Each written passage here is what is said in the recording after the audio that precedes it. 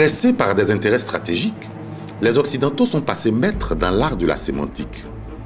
La manipulation des mots accompagnée d'une force de communication qui intervertit le bon sens. Satan devient donc Dieu et vice-versa. Résultat, les peuples faibles sont ravagés par ces contresens. Des morts en cascade, issus de la contre-nature. C'est ainsi qu'en Côte d'Ivoire, il a été mis en juxtaposition Guillaume Soro et Charles Blé Goudé. Politiquement, c'est l'avenir de la Côte d'Ivoire qui se joue dès maintenant. C'est pourquoi il est bon que nous sachions qui du président du COJEP, groupe de pression, et du chef des forces nouvelles, rébellion armée, est-il le diable? Cette analyse comparative commence par leur histoire. De leur séparation s'exprime leur capacité à être loyal. Charles Blé Goudé a servi son chef Soro Guillaume avec déférence et engagement à la Fédération estudiantine de Côte d'Ivoire. Au moment de sa succession, Guillaume Soro a choisi un autre candidat, lâchant son poulain désigné. Voyant la cause perdue malgré ses intrigues, il a divisé la Fédération estudiantine de Côte d'Ivoire en la quittant. Les machettes sont ainsi apparues à l'université de Cocody.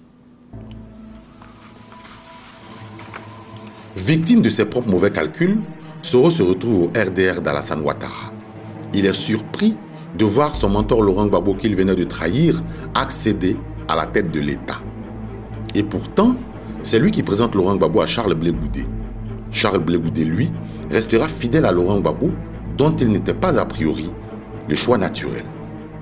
En 2002, lorsque le complot international contre la Côte d'Ivoire se dessine, Guillaume Soro choisit de coordonner les opérations politiques de la rébellion armée qui en sera le principal levier d'exécution. Quand Charles Blé Goudé, lui, décide de son propre chef de venir auprès du peuple battre le pavé pour dire non à la guerre.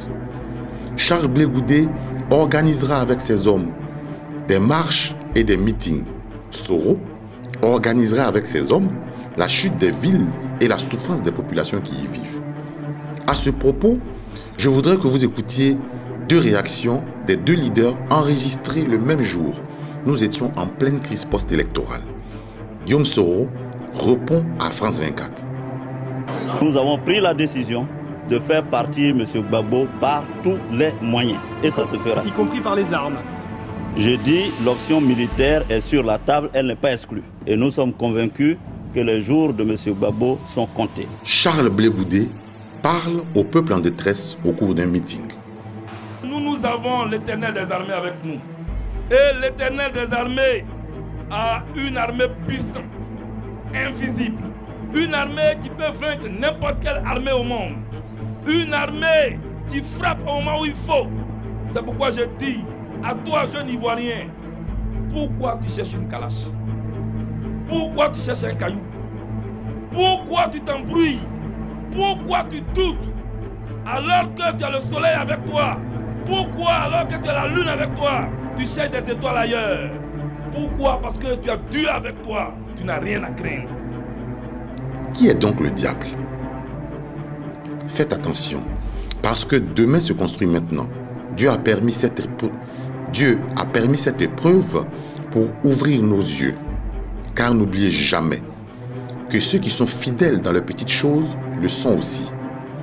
Car n'oubliez jamais que ceux qui sont fidèles dans les petites choses le sont également dans les grandes choses. Que Dieu vous bénisse et qu'il vous fortifie.